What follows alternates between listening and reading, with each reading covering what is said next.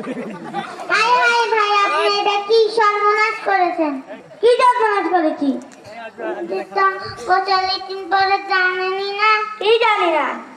গোসল লেট্রিন পরে এক নম্বরে ভালোভাবে কুলি করা, দুই নম্বরে নাকে পানি দেওয়া, তিন নম্বরে সমস্ত শরীর ভালোভাবে ধৌত করা।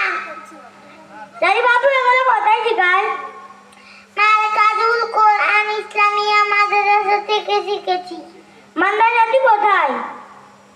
রহিমউদ্দিন ভূঁইয়া বাড়ির দরজায়। আমিও সেখানে ভর্তি হব ইনশাআল্লাহ।